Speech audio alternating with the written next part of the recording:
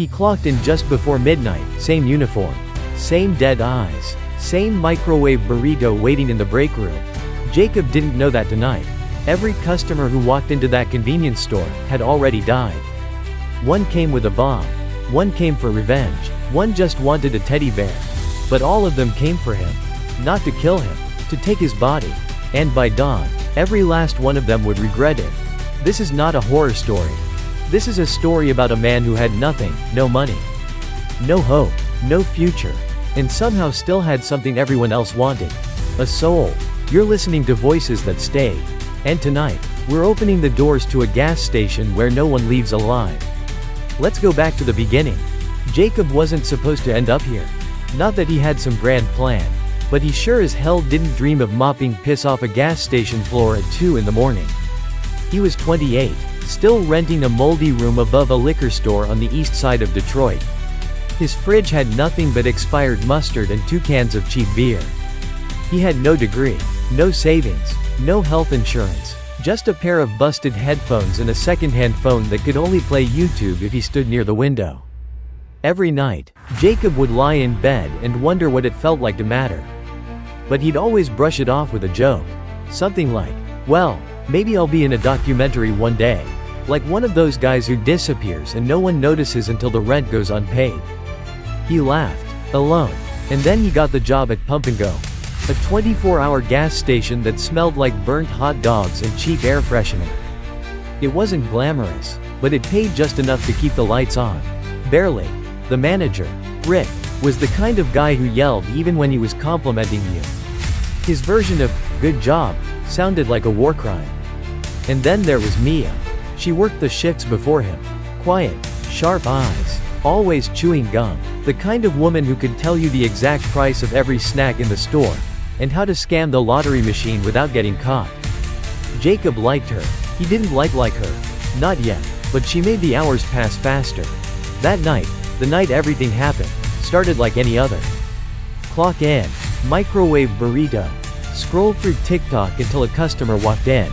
The place was dead quiet, except for the buzzing of the overhead light that never got fixed. Jacob was halfway through a video about conspiracy theories when Rick yelled from the back, "You forgot to stock the energy drinks again. Dumbass." Jacob sighed, flipped off his phone, and started shoving cans into the fridge. That's when Mia leaned over and whispered, "Wanna get back at him?" He blinked. "What?" She held up a sandwich with a bite already taken out of it. "He never checks inventory. I've been doing this for weeks." And just like that, Jacob was in, for the first time in a long time. He felt something, not joy, not purpose, but control, like life hadn't completely swallowed him yet. They spent the next hour poking holes in chip bags and slurping soda straight from the machine. It was petty, it was juvenile, but to Jacob, it was freedom. And that was the exact moment the first customer walked in. A man in a leather jacket, sunglasses. At midnight, he didn't look like he wanted snacks. He looked like he wanted trouble. And Jacob had no idea that this man was about to unravel everything. There's a moment, just before you do something wrong, when your heart thumps like it's trying to talk you out of it.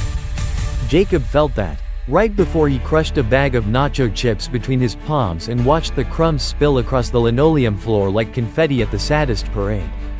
Mia giggled, not in a flirty way. More like she was laughing at the absurdity of life. "He'll blame the rats," she said. Jacob grinned, then peeled back the plastic on a turkey sandwich and scooped out the meat with his finger. They weren't stealing, not really. Just correcting the inventory. Rick, their manager, was too lazy to check expiration dates. Half the stuff on the shelves should have been thrown out weeks ago. So in their minds, they weren't rebels, they were janitors, cleaning up capitalism, one moldy burrito at a time. Jacob didn't even realize how long he'd been smiling. It felt good to do something, even something small, that wasn't about survival. That wasn't just reacting to life but pushing back at it. Like maybe, just maybe, he wasn't completely powerless. Mia pulled out her phone and filmed them poking holes in chip bags and laughing like high school kids skipping detention. "Let's call it Operation Expired Freedom," she joked. But for Jacob, it felt like something deeper. This wasn't just a prank. It was a protest. Against being invisible. Against being stuck. Against being nothing. Maybe he wouldn't change the world. But in that fluorescent-lit tomb of a convenience store, he was changing his story. Then the bell rang. That sharp ding that meant the front door had opened. Jacob looked up and froze. A man walked in. Tall, leather jacket, sunglasses. Even though it was well past midnight, he didn't say a word. Just pointed at the bathroom. "You gotta buy something first," Rick shouted from the office. The man slowly reached into his pocket. Jacob didn't know what he was pulling out, but he had the feeling that no one in the store would be laughing much longer. He only wanted to pee. That's how it started. One man, one request, one bathroom key. But in places like this, where broken lives buzz louder than the flickering lights, nothing ever stays simple. He looked like someone out of an old crime novel. Leather jacket, worn boots, silver rings that clinked when he tapped the counter. No words, just a glance toward the bathroom. Jacob didn't even have time to answer. Rick's voice cracked through the intercom like static from a dying radio. "No purchase, no toilet." Jacob winced. The man didn't flinch. He slowly grabbed a bottle of water, dropped 3 crumpled dollars on the counter, and muttered, "Happy now?" Jacob slid him the bathroom key. Just as the door clicked shut behind him, an old man shuffled in. 70s, maybe 80s, heavy coat, newspaper under his arm, eyes that had seen too much and trusted too little. He grabbed a sandwich, tuna, paid in exact change, but as he unwrapped it by the window, he froze. He peeled back the bread. The filling was gone, hollow. Just 2 sad slices of white bread and the ghost of mayonnaise. Jacob's heart sank. The old man walked back to the counter, his voice calm. "I want a refund." Rick stepped out, scoffing. "You should have looked before you paid. Old man, I trusted your store. Then maybe you're too old to shop." That was it. No yelling, no tantrum. The old man simply turned around and picked up a pair of scissors from the supply shelf. He didn't wave them, didn't scream. Instead, he told a story. Years ago, he said, a man robbed a pawn shop in Philly. Walked out with a bag full of jewelry. Felt like a king. But when he got home, he realized it was all fake. The pawn shop had been selling counterfeits for years. No one stopped them. So the man went back and made sure they never fooled anyone again. He paused, looked at the scissors. Of course, he spent the rest of his life in prison. Came out with nothing but a limp and a recycled ID. But at least, he knew he made them pay. Jacob's hands were cold. The man didn't raise his voice, didn't threaten, but something in the air shifted. And that was when the man in the bathroom kicked the door open.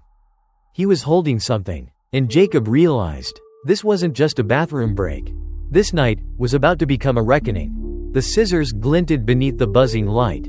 But before anyone could move, the air shifted again. The door chimed. Another customer. And just like that, the night turned from strange to surreal. He was massive. Black trench coat, crew cut, eyes that scanned the room like he'd been here before in a different life. He didn't ask for the bathroom. Didn't grab a drink. He walked straight toward the old man holding the scissors, and without a word, tackled him to the ground. For a second, Jacob thought he was watching a robbery. But then, he heard it. Screaming. From the old man. And not the kind that comes from pain. The kind that comes from shame. "Don't touch me," he howled. "I already paid." It wasn't about scissors. It was about something older. Something deeper. The trench coat man tied him up with duct tape from the shelf. Then pulled out a badge. "Private security," he said. "Neighborhood watch." Except no one asked. And no one believed him. Then came the woman. High heels. Big hair. Lipstick so red it felt like a warning. She sauntered in like it was a runway. Not a gas station. Asked for a Red Bull. Then slapped her card on the counter. "Name's Cherry," she said. "Like the fruit, but sweeter." But when she turned away, Jacob saw the bruises peeking out from under her sleeve.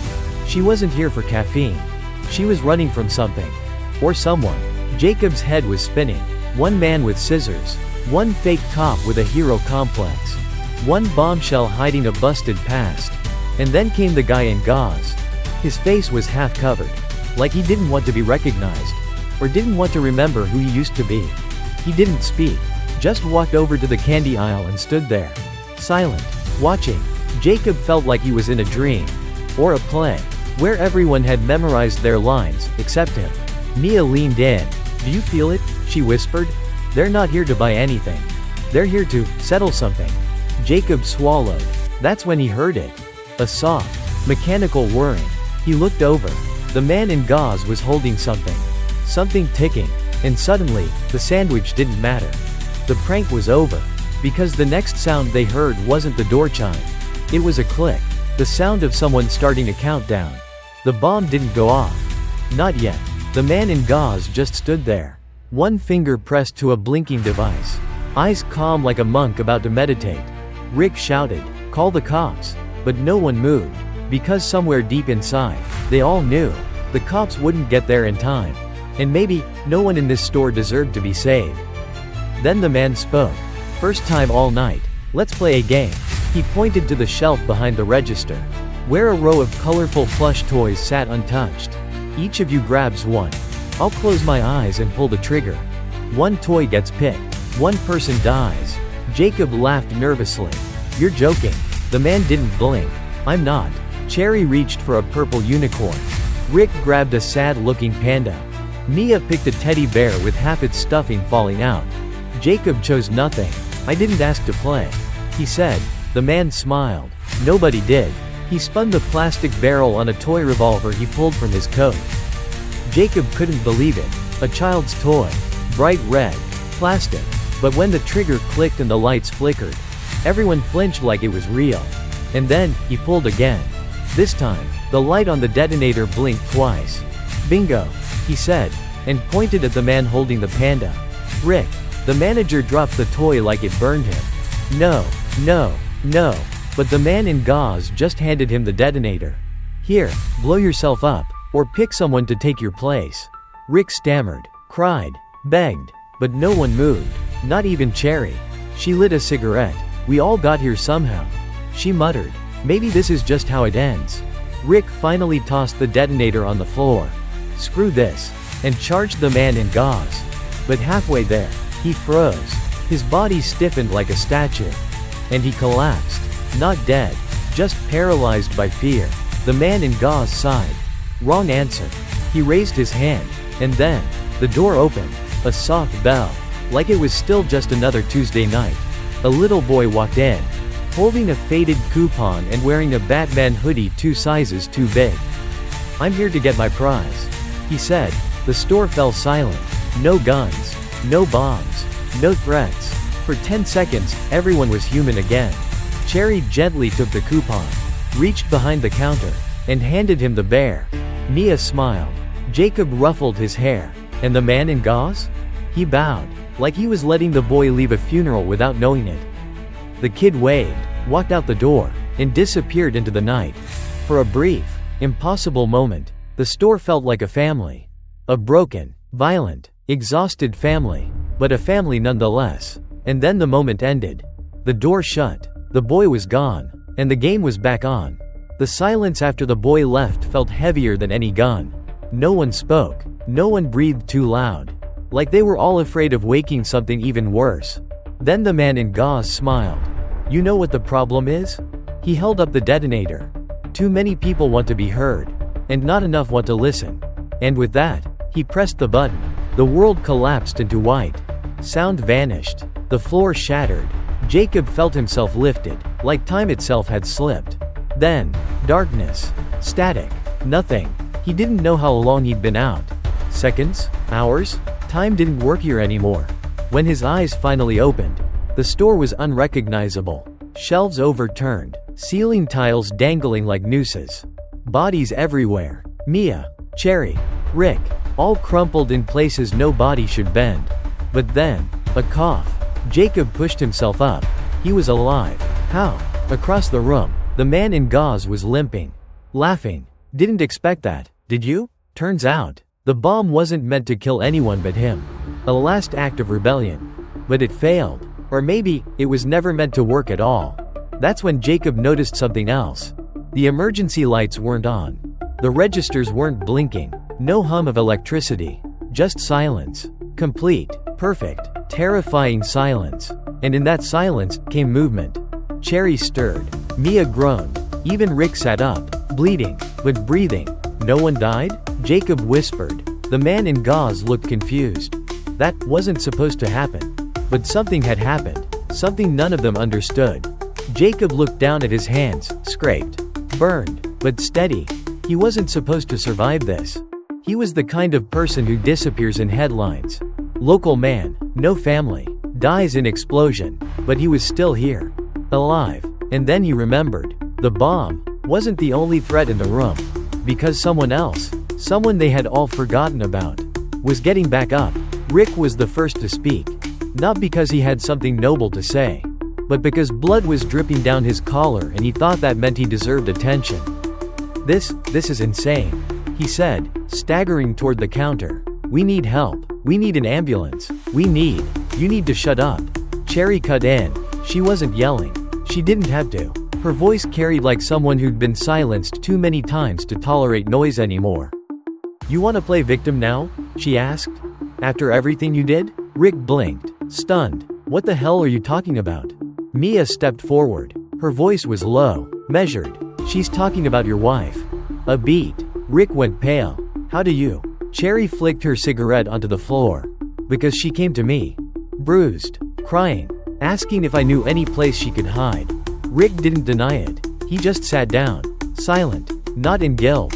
In surrender. Because when the mask slips, there's nothing left but the face beneath it.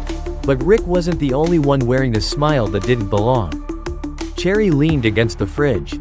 Arms crossed. Jacob saw it first. Her hands were trembling. You okay? He asked. She laughed. You ever dance for money? Jacob? He shook his head. Then you wouldn't get it. When a man offers you triple to stop dancing and start talking, you say yes. Even if he's married. Even if he's a judge. She pulled a silver bracelet from her purse. He gave me this. Said it meant I mattered. She paused. It used to be his daughter's. Jacob didn't know what to say. So he didn't say anything. Because sometimes silence is the only way to say I believe you. Then Mia cleared her throat. Well, since we're all bleeding truths. She turned to Jacob. Want to know why I work night shifts at a dead-end store with a guy who eats expired sandwiches? Jacob smiled. Nervous. I figured it was my charm. She didn't laugh. I'm engaged. Was engaged. To a man who said all the right things. But last week, I found his browser history. And his texts. And his profile, on a dating site. For men. The room froze. Cherry let out a soft, oh? Mia looked down. He said I was his cover. That if he married me, he'd finally inherit his father's money. Jacob felt his chest tighten. Not out of judgment, but rage. Quiet, hot, protective rage. Did you leave him? He asked. No, she whispered. I told him I needed time. Then I came here. To think. To maybe disappear. Jacob nodded. He didn't touch her. He didn't say, I'm sorry. He just stood beside her. Like a roof over someone else's storm. And for a moment, the store felt quieter. Not safer, but honest. Then came a knock. 3 sharp raps on the glass. Everyone turned. A man stood at the door. Expensive coat. Shiny shoes. And the kind of smile that said he didn't knock because he should, but because he liked the sound it made. Jacob whispered, please, not another one. The man at the door didn't wait for permission. He walked in like he owned the place. Like he owned everyone in it. His coat was cashmere. His eyes? The kind that scan you like a price tag. I was told there'd be a vacancy. He said. No one responded. Because something felt different now. He wasn't like the others. He wasn't angry. Or broken. He was ready. Jacob stood up. Who told you that? The man smiled. Let's just say, we've all been watching. Silence. He walked slowly past the aisles. Eyes lingering on each person like they were museum pieces. You know what's funny? He said. Stopping beside the broken register. Every single one of you thinks tonight is about your story. But you're all just pieces of the same broken thing. Cherry lit another cigarette. You talk like you're better than us. Not better, the man said. Just earlier. He placed his hand on the freezer door. I've been through this place before. The noise, the pain, the explosion. But none of it means anything until he chooses. He pointed at Jacob. Everyone turned. Me? Jacob asked. The man nodded. This isn't a store. It's a threshold. And you, Jacob Turner, are the only one here who still has a body to go back to. Mia stepped back. What are you talking about? The man turned to her. Voice gentle. You died, Mia. That night you jumped. After finding out the truth. Her knees buckled. Jacob caught her. No, no, she's right here. The man just kept going. Rick drank himself into a heart attack in the stockroom. Cherry overdosed in a motel 2 miles from here. Even gauze boy? Homemade bomb. Wrong timing. And that lovely old man with the scissors? The door creaked open. The old man stepped out from the bathroom. Eyes tired. I was shot during a robbery. Didn't even see it coming. Jacob backed away. This is a joke. It's not, the man said. You're the only one still breathing. Which means your body's available. Cherry stood up, stunned. You mean this was all for him? The man nodded. We each got a shot. One chance to convince the universe to let us go back inside him. Jacob's heart thumped. You want to possess me? Borrow. The man said. Live again. Start fresh. Try not to mess it up this time. But no one moved. No one begged. In fact, they all looked at Jacob the same way they had when he first walked in. Like he was invisible. Useless. Not even death wanted to wear his skin. The old man cleared his throat. He's a good kid, but come on. No ambition. No future. You think being him is better than staying dead? The man in the cashmere coat looked around. Anyone? No one stepped forward. Not Cherry. Not Rick. Not even Mia. Jacob swallowed hard. He had been rejected by women. Employers. Even his own parents. But this was a new kind of hell. To be told, by the dead, that your life wasn't worth taking. But then, something inside him flickered. Maybe it was anger. Maybe it was hope. But it felt like fire. And he looked at every ghost in that room and said, if none of you want my life, maybe it's time I finally do. There was a moment of silence after Jacob spoke. Not the awkward kind. Not even the respectful kind. It was the kind of silence people give when they're waiting for a joke to land. And when it doesn't, they just blink. You, the old man said, almost smiling. You think you're some kind of fighter now? He couldn't even run the night shift without screwing up. Rick muttered. He's not even good at being a loser. Cherry added, voice flat. But Jacob didn't flinch. For the first time in what felt like forever. He didn't absorb their words like poison. He stood taller. Not because he had proof he was better. But because he finally wanted to try. You're right, he said quietly. I've wasted my life. I slept through years. I said yes when I should have said no. And no when I should have asked for help. But none of you get to decide if I'm done. He stepped forward, eyes locked on the man in the cashmere coat. You said this place was a threshold, right? The man nodded once. Then I'm stepping back through. Because I may not know what I want yet. But I sure as hell know it's not death in disguise. Mia watched him, eyes soft. The first time she'd seen him not shrink. Not hide. And for a moment, she smiled. Not out of pity, but pride. You're really gonna go back? She asked. Jacob nodded. Someone has to live this life. Might as well be the guy who earned it. He turned to her. If I make it out, I'll remember you. Every minute we talked. Every second you made me feel like I wasn't invisible. Mia bit her lip. Her voice broke. Too bad I had to die to find someone who actually saw me. She reached out, fingers passing through his like mist. Jacob took one last look around the room. The ghosts who mocked him. The ones who tried to wear his body like a suit. And the one woman who made him believe he might still be worth saving. I'm ready, he said. And just like that, the lights dimmed. The shelves vanished. The floor opened beneath him like a mouth. And Jacob fell. When he opened his eyes, he was back, on the floor of the real store. Fluorescent light flickering. Blood on his arm. Sirens wailing in the distance. The bomb? Disarmed. The others? Gone. Just one man left in a ruined store. With a life no one else wanted. But that he'd finally decided to fight for. He stood, limped to the door, opened it, and let the cold morning air slap him in the face like a welcome home. The sun didn't rise like in the movies. There was no golden light. No swelling music. Just a dull gray sky above a broken parking lot. And the slow hum of a city that had already forgotten what happened. Jacob stepped outside. Blood still crusted on his sleeve. His breath fogged in the cold air. He could still hear it. The voices. The games. The ghosts. But they were fading. Like a dream that had overstayed its welcome. The sirens never came. The world didn't stop. There were no news crews. No headlines. No applause. Just birds. Somewhere above the 7-Eleven sign. Two birds were chasing each other. Jacob watched them for a moment and smiled.